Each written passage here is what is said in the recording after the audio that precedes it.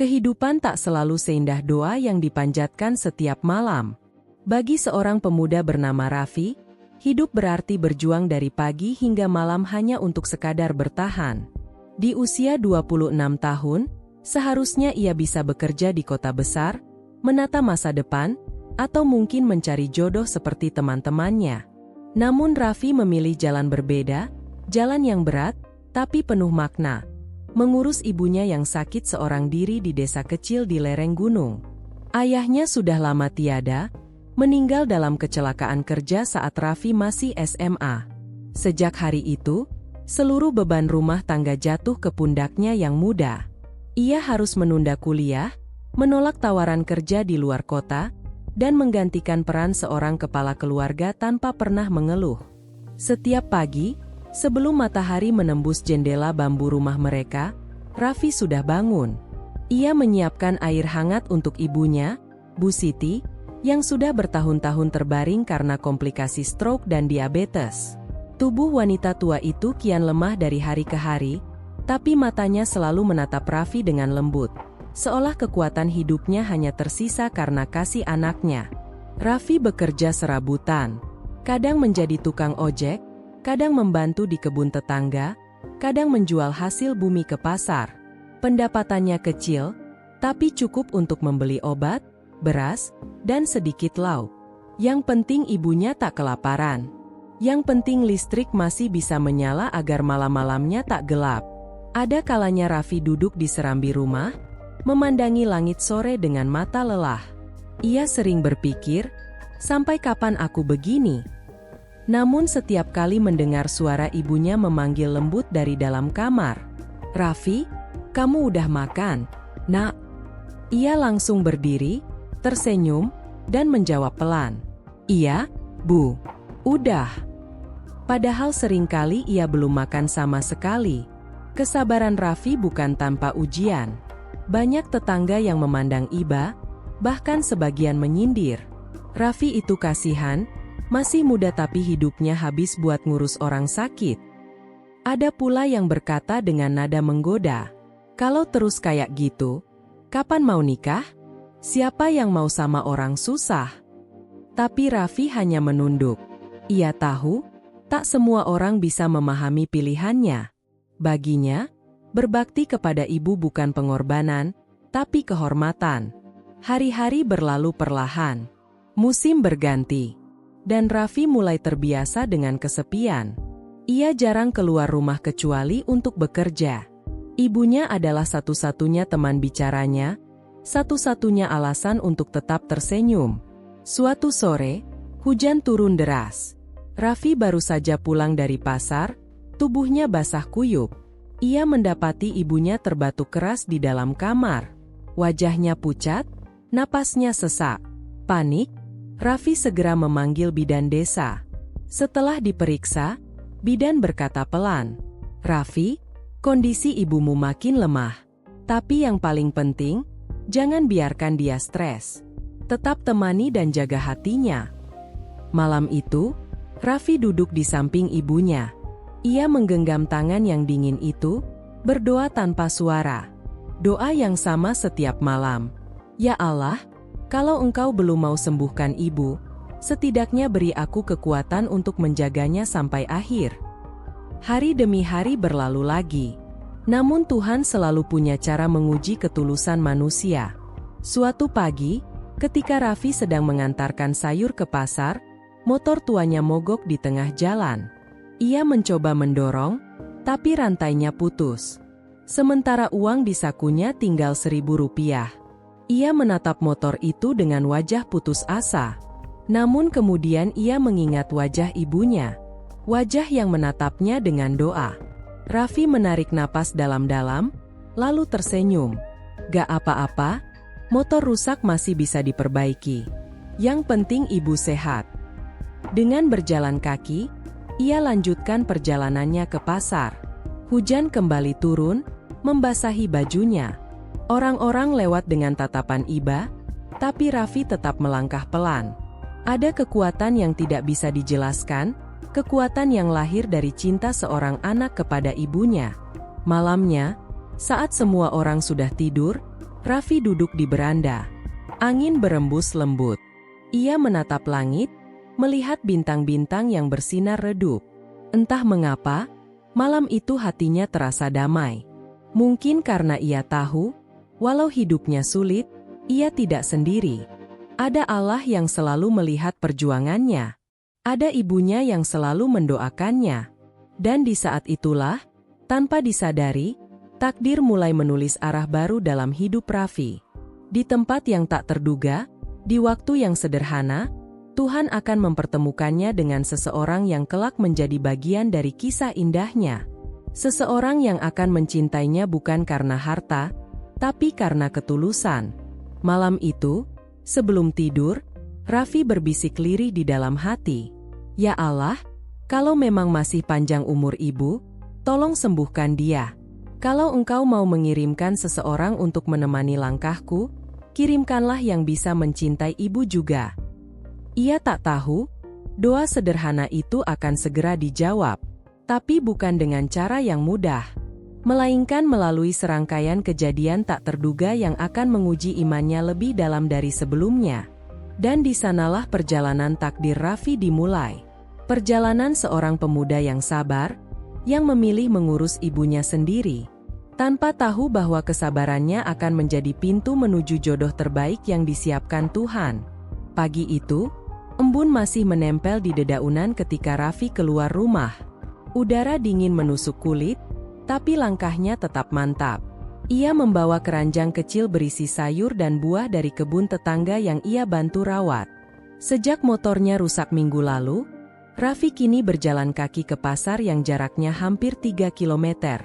Setiap langkah di jalan tanah itu seperti simbol hidupnya. Berat, tapi pasti. Ia tahu, tak ada yang menjanjikan hidup mudah. Namun selama ia bisa membawa pulang sedikit rezeki dan senyum untuk ibunya, semua rasa lelah itu tak pernah berarti apa-apa. Sampai suatu hari, di pertigaan jalan dekat pasar, hujan turun mendadak. Langit yang tadinya cerah berubah kelabu. Raffi berlari kecil mencari tempat berteduh di bawah pohon besar. Dan di sanalah ia melihatnya. Seorang perempuan muda sedang kesulitan mengganti ban motornya yang bocor di tengah hujan. Rambutnya basah, wajahnya panik, dan tangannya gemetar memegang kunci roda. Orang-orang yang lewat hanya melirik tanpa peduli. Tapi Raffi, tanpa banyak berpikir, segera menghampiri. Ia meletakkan keranjangnya, lalu dengan tangan yang terbiasa bekerja keras, ia bantu membuka baut ban. Tanpa bicara banyak, tanpa basa-basi. Hujan semakin deras, tapi anehnya, hati Raffi terasa hangat. Entah karena rasa kasihan, atau mungkin karena ada sesuatu dalam diri perempuan itu yang membuatnya ingin menolong lebih lama. Setelah selesai, perempuan itu berterima kasih pelan. Namanya Nadia. Seorang guru baru di SD desa sebelah. Ia tersenyum lembut sambil mengulurkan tangan. Terima kasih, Mas. Kalau Mas gak lewat, mungkin aku masih kedinginan di sini. Raffi hanya mengangguk kecil. Gak apa-apa, Mbak. Hati-hati aja, jalanan licin. Suaranya tenang, tapi matanya sempat menatap wajah Nadia sejenak. Dan untuk pertama kalinya setelah sekian lama, Raffi merasakan sesuatu yang aneh dalam dadanya. Sebuah getar halus yang tak bisa dijelaskan. Nadia pun menatapnya balik. Ada sesuatu di mata Raffi, sesuatu yang membuatnya terdiam sesaat. Bukan karena wajahnya, bukan karena ucapan sopannya, tapi karena auranya yang tulus dan sederhana. Setelah itu, mereka berpisah. Raffi melanjutkan perjalanan ke pasar, sementara Nadia melaju pelan ke sekolah. Namun dalam perjalanan pulang, hujan kembali mengguyur deras. Raffi berteduh di balai desa. Dan saat itu, tak disangka, Nadia lewat lagi, kali ini membawa beberapa buku di dalam tas plastik. Melihat Raffi sedang kedinginan, Nadia mendekat, lalu menyerahkan termos kecil.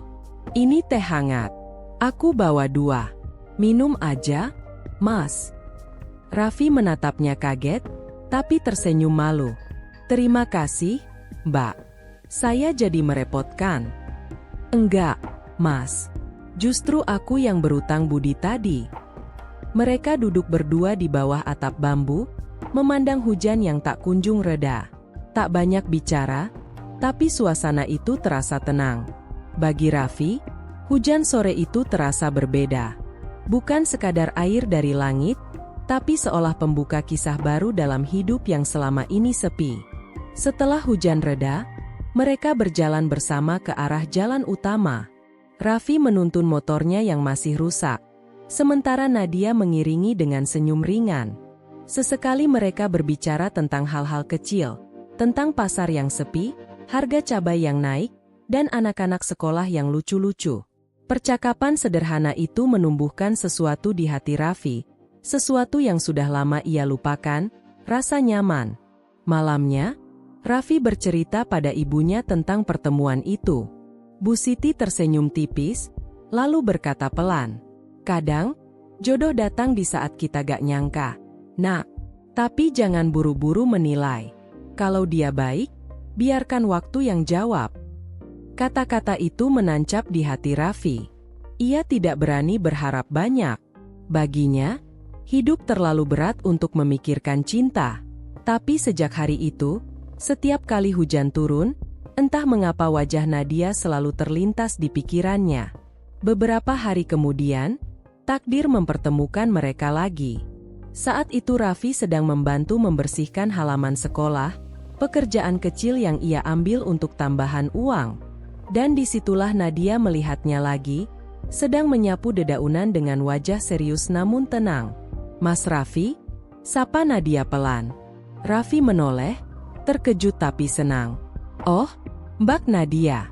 "Iya, lagi bantu bersihin halaman." Mereka berbincang lagi. Kali ini lebih lama, lebih hangat. Nadia baru tahu bahwa Raffi bukan sekadar tukang bantu, tapi juga anak tunggal yang merawat ibunya seorang diri. Ia mendengarkan dengan mata berkaca-kaca saat Raffi bercerita bagaimana ia harus bergantian kerja dan menjaga ibunya tanpa keluhan. "Mas, kamu luar biasa," ucap Nadia akhirnya. "Gak semua orang bisa setegar itu." Raffi hanya tersenyum. Ia tidak merasa luar biasa.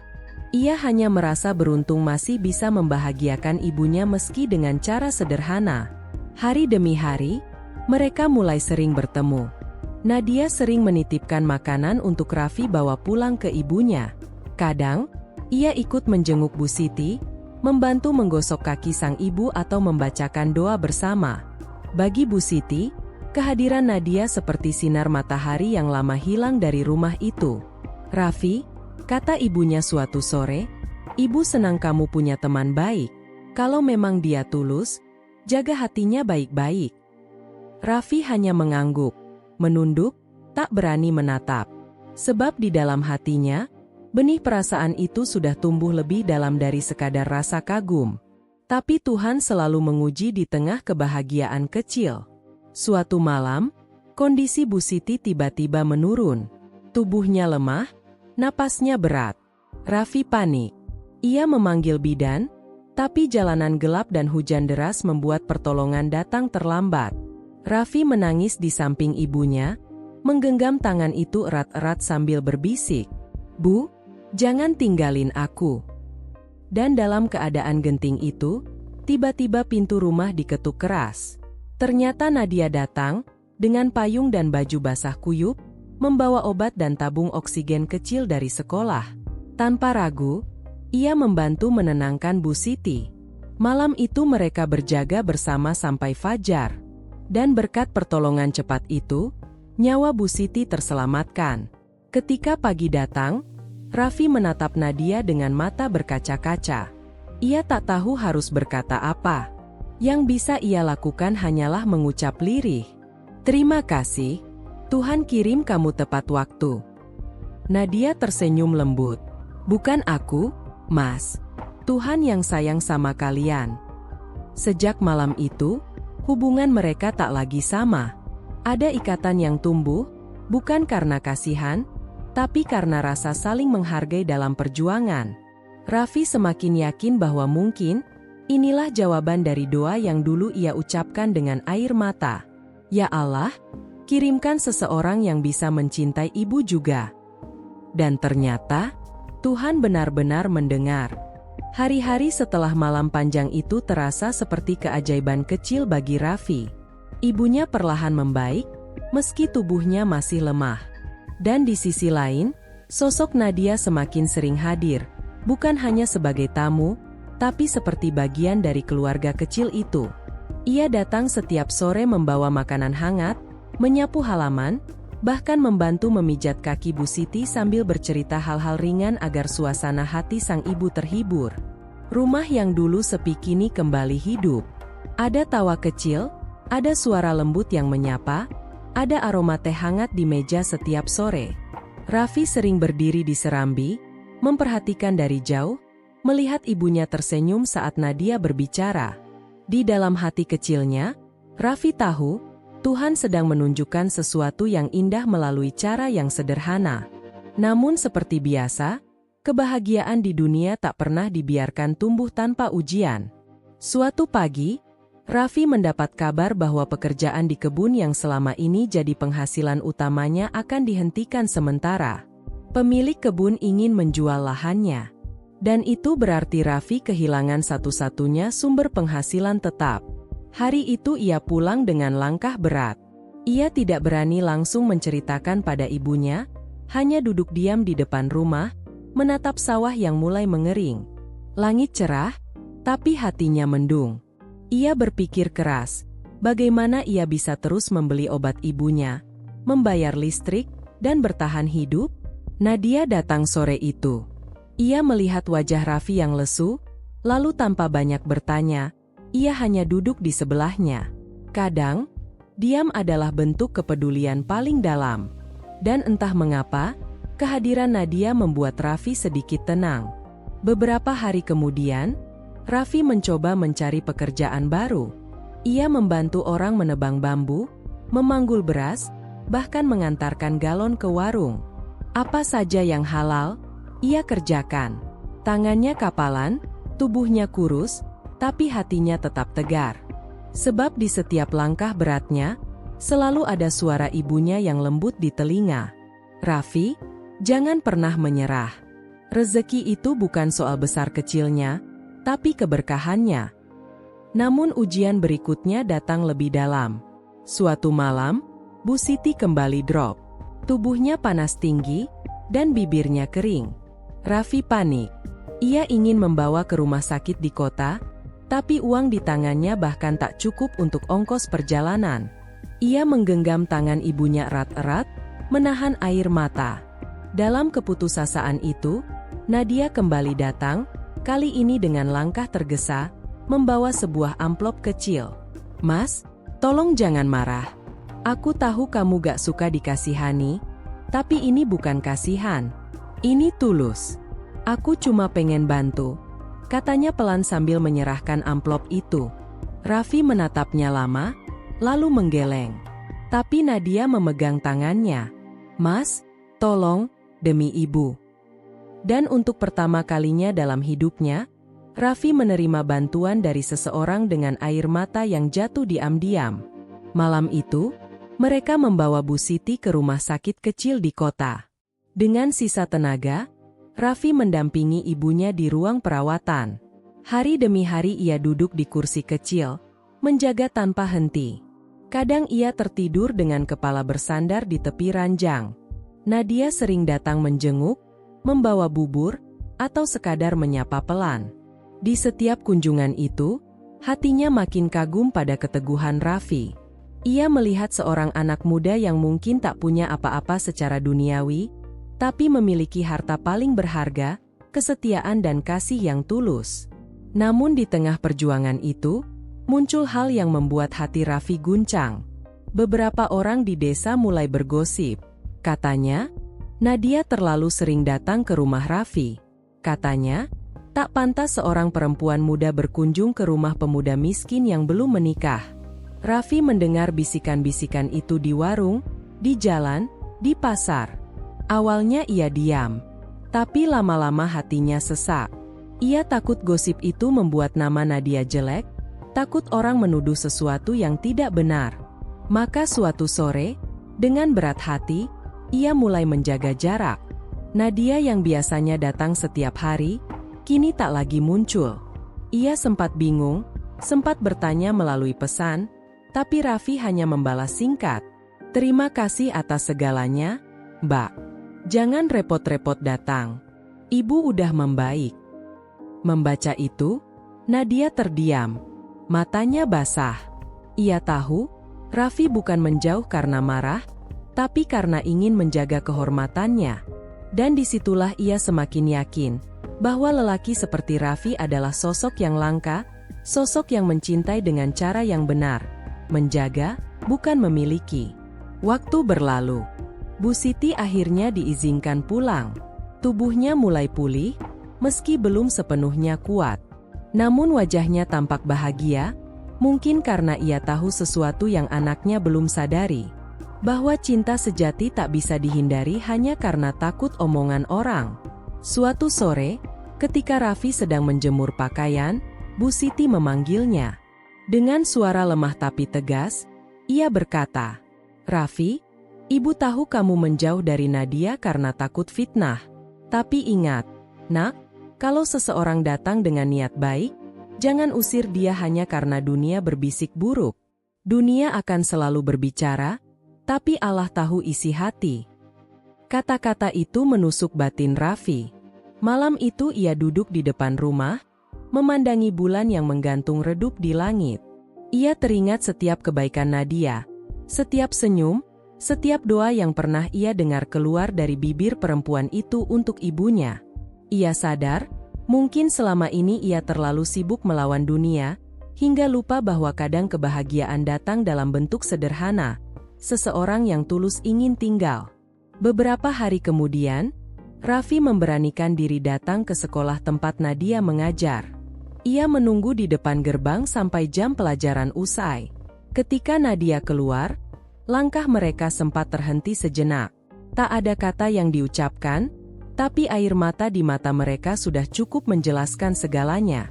Raffi hanya menunduk dan berkata pelan, "Maaf, aku salah paham. Aku cuma takut bikin nama Mbak jadi buruk."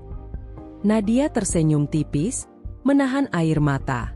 "Mas, aku gak peduli omongan orang.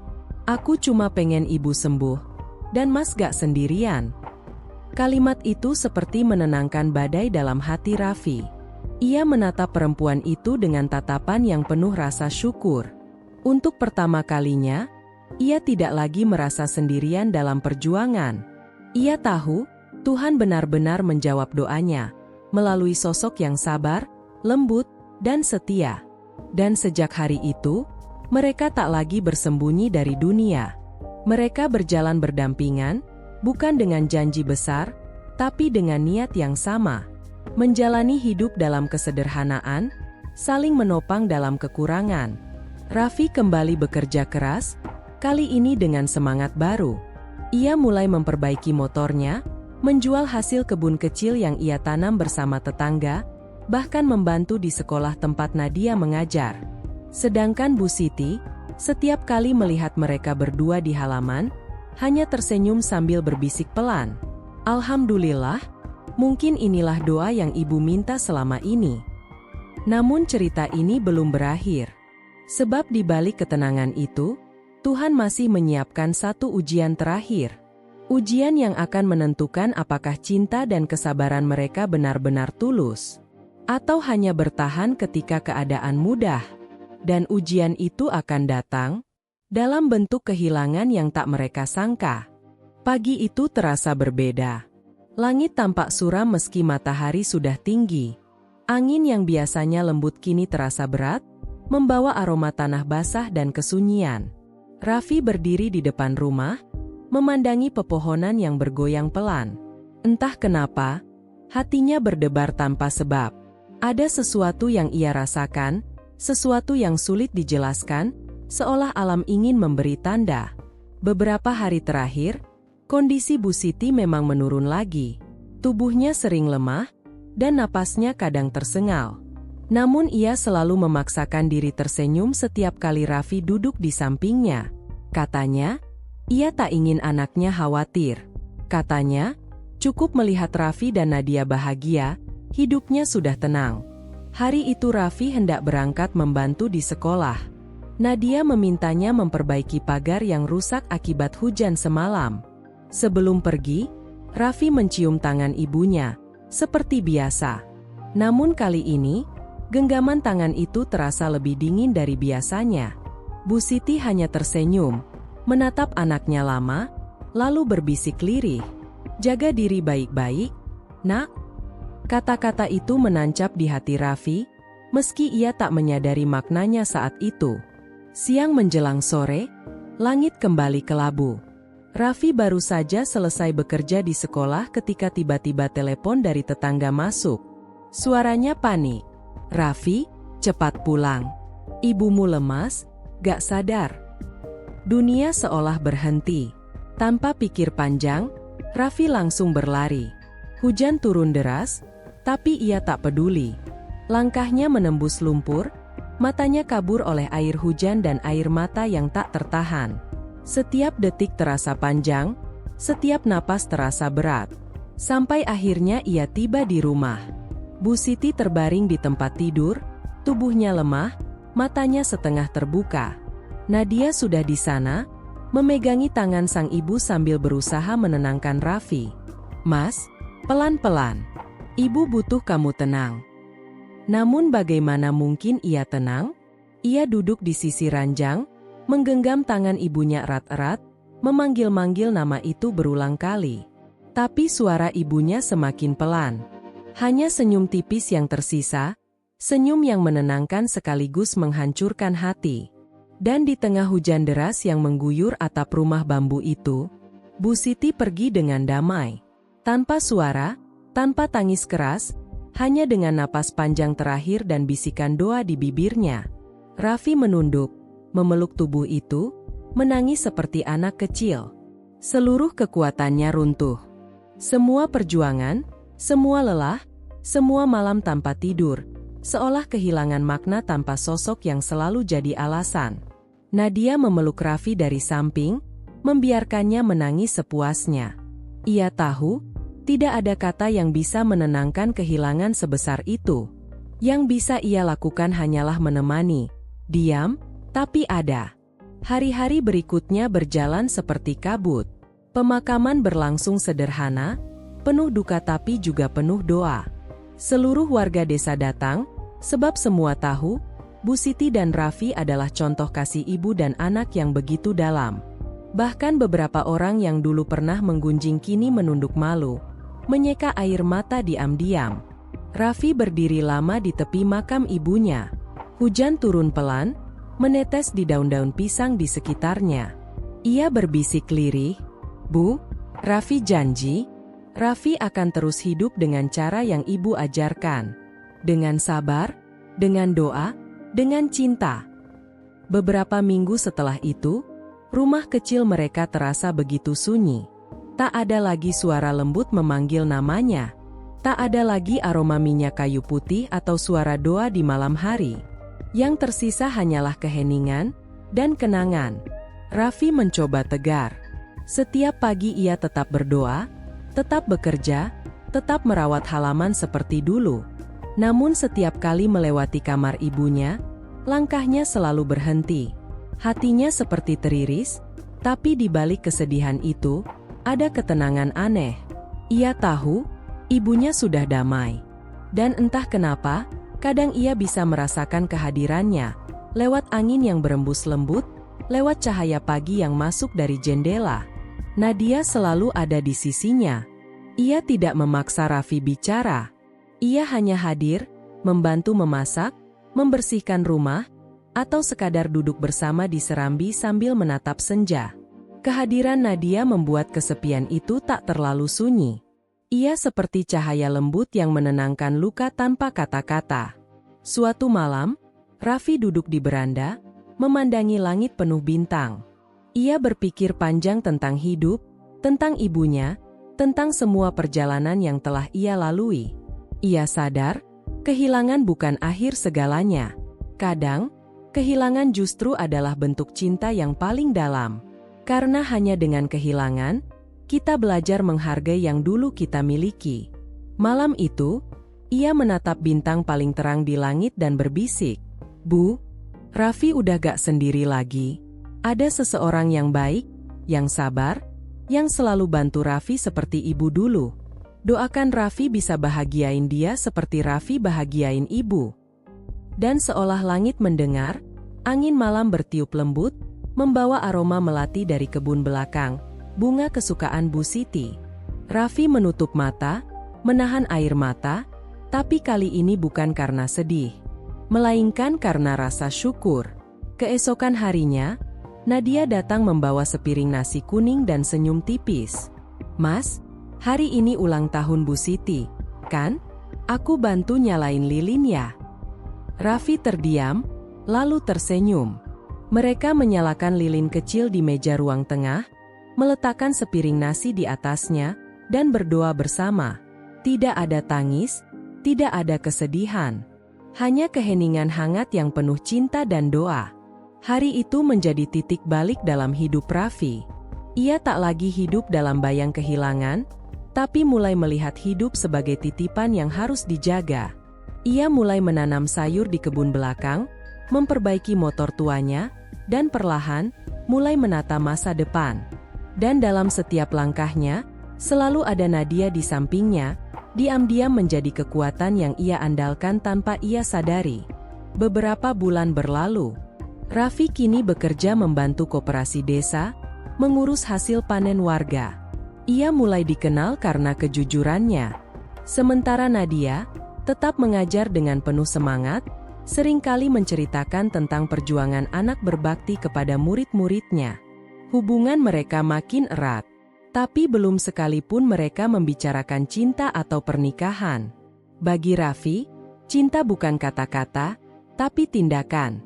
Dan bagi Nadia, kebersamaan mereka setiap hari sudah cukup untuk membuat hatinya tenang. Namun, takdir punya waktunya sendiri. Suatu malam, Raffi bermimpi. Dalam mimpinya, Bu Siti datang dengan wajah cerah, memakai baju putih dan senyum lembut.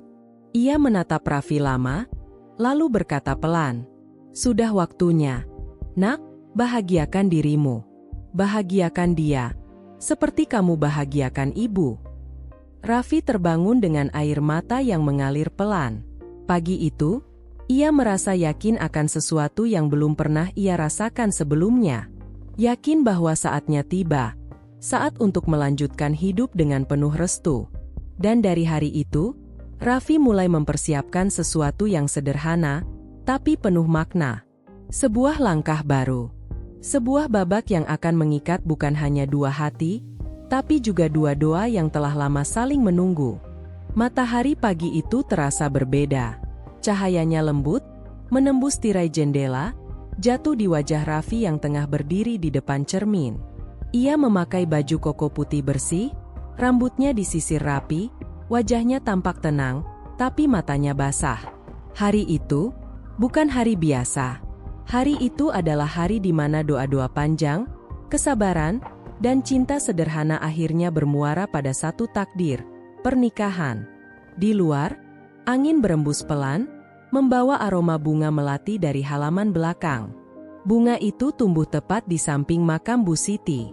Sejak kepergian sang ibu, melati itu tumbuh subur, seolah menjadi simbol bahwa kasih ibu tak pernah benar-benar pergi, hanya berganti wujud, menjadi doa yang terus mengiringi. Raffi menatap pantulan dirinya. Senyum tipis muncul, namun hatinya bergetar. Ia menunduk, lalu berbisik lirih, "Bu, hari ini Raffi menikah. Doakan dari sana ya, Bu. Semoga Raffi bisa bahagiakan dia seperti ibu selalu bahagiain Raffi dulu." Hening beberapa detik, dan tiba-tiba, sehembus angin lembut menyentuh wajahnya, membuat lilin kecil di meja bergoyang pelan. Raffi tersenyum. Ia tahu, itu adalah caranya ibu menjawab. Desa tampak ramai pagi itu. Warga berdatangan ke rumah sederhana Raffi yang telah dihias dengan kain putih dan bunga-bunga kecil di setiap sudutnya. Tidak mewah, tapi penuh kehangatan. Setiap orang tersenyum, sebab mereka tahu, ini bukan sekadar pernikahan biasa, tapi perayaan dari ketulusan hidup seorang anak yang sabar. Nadia datang dengan kebaya lembut warna krem. Langkahnya pelan, matanya menunduk, tapi senyumnya merekah. Tak ada perhiasan berlebihan, tak ada kemewahan mencolok, hanya kesederhanaan yang dipenuhi makna. Ketika pandangan mereka bertemu, seolah waktu berhenti sejenak. Tidak ada kata yang perlu diucapkan, karena hati mereka sudah bicara sejak lama. Di pelaminan kecil yang dibuat dari kayu pinjaman warga, akad nikah berlangsung. Suara penghulu bergetar pelan, lantunan doa menggema di udara. Raffi menggenggam tangan penghulu dengan tegas, dan dengan suara yang mantap tapi bergetar, ia mengucapkan kalimat sakral itu. Saya terima nikahnya Nadia binti Rahmat, dengan mas kawin seperangkat alat salat dibayar tunai. Hening. Lalu air mata mengalir pelan di wajah Raffi. Bukan karena sedih, tapi karena haru. Karena di detik itu, ia tahu, seluruh perjuangan, doa, dan pengorbanan yang ia lalui akhirnya berbuah manis. Tepuk tangan pelan terdengar. Beberapa ibu-ibu menitikkan air mata, bahkan penghulu pun menatap Raffi dengan senyum bangga. Nadia menunduk, tangannya gemetar, air mata menetes di pipi, tapi senyum di bibirnya tak hilang. Ia tahu, ia menikahi bukan sekadar lelaki yang baik, tapi seorang anak berbakti yang telah ditempa oleh cinta sejati seorang ibu. Setelah akad selesai, Raffi berjalan pelan ke halaman belakang. Ia membawa seikat bunga melati putih. Di sana, di bawah pohon mangga kecil, terbaring makam ibunya, dikelilingi rerumputan hijau dan aroma tanah basah. Ia berlutut, menaruh bunga itu di atas pusara, dan berbisik lembut. Bu, hari ini Raffi sudah sah jadi suami. Tapi Raffi tetap anakmu, Bu, selamanya. Hening menyelimuti. Hanya angin yang berembus, membawa dedaunan melati berguguran perlahan. Dan dalam keheningan itu, seolah terdengar suara lembut, samar tapi penuh kasih. Raffi, ibu bangga padamu, nak, bahagialah. Air mata menetes tanpa bisa ditahan. Namun kali ini, bukan air mata kehilangan, melainkan air mata syukur.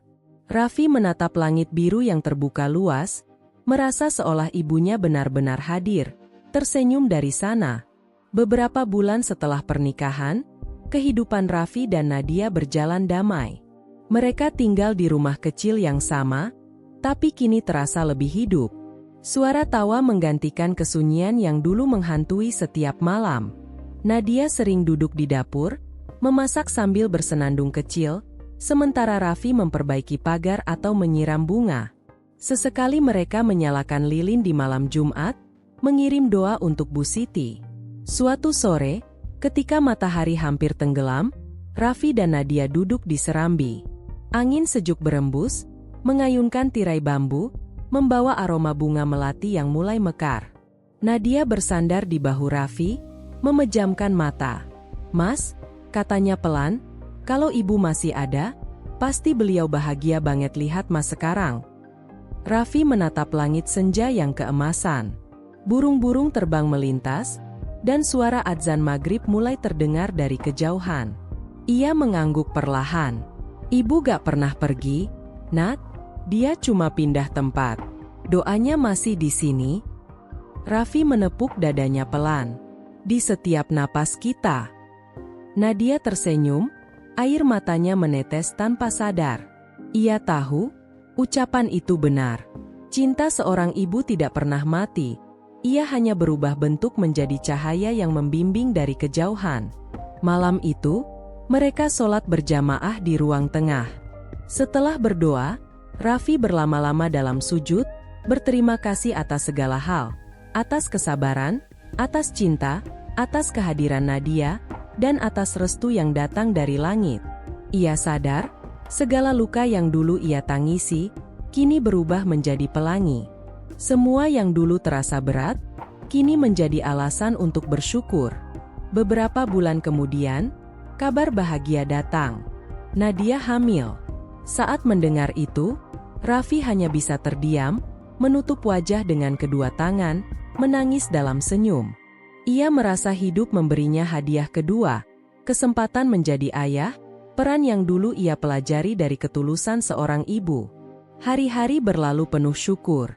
Setiap pagi, Raffi menyiapkan sarapan untuk istrinya, menatap perut yang mulai membuncit, dan seringkali berkata pelan, "Nak, nanti kamu harus kenal sama nenek ya. Nenekmu orang paling hebat di dunia."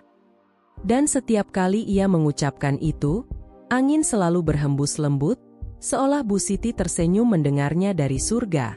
Beberapa tahun kemudian, di bawah pohon mangga yang sama, Raffi berdiri sambil menggandeng tangan putri kecilnya. Anak itu menatap Nisan dengan penuh rasa ingin tahu. "Abi, ini siapa?" Raffi tersenyum, menatap tulisan nama Siti Mariam di batu nisan itu. "Ini nenek kamu, Nak, orang yang ngajarin Abi sabar dan kuat." Anak kecil itu menunduk, lalu menaruh bunga melati kecil di atas pusara. Angin kembali berembus, membawa harum melati yang sama seperti dulu. Raffi menatap langit, merasa damai, penuh cinta. Dalam hati, ia tahu, hidup bukan tentang seberapa lama seseorang bersama kita, tapi seberapa dalam cintanya tertanam dalam hati kita. Dan cinta itu, cinta seorang ibu yang tulus dan seorang istri yang setia, telah menjadikan hidup Raffi sempurna. Matahari terbenam di balik bukit, memantulkan cahaya keemasan di atap rumah kecil mereka. Nadia duduk di beranda sambil memangku anaknya, sementara Raffi menatap mereka dengan senyum bahagia. Dalam keheningan itu, terdengar suara lembut di hatinya. Seolah ibunya berbisik dari langit, "Kau sudah menjalankan takdirmu dengan baik, Nak. Kini saatnya kau hidup dengan bahagia." Raffi menutup mata, menarik napas dalam, dan berbisik, "Terima kasih, Bu." Raffi bahagia.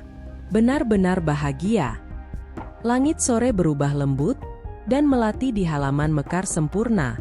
Kasih seorang ibu kini bersemayam dalam rumah kecil itu, dalam setiap tawa, setiap doa, dan setiap napas yang dipenuhi rasa syukur. Dan di sanalah, cinta sejati menemukan rumahnya. Tamat. Sebuah kisah tentang kesabaran yang berbuah manis, tentang kehilangan yang berubah jadi keberkahan, dan tentang cinta yang tak berakhir meski maut memisahkan.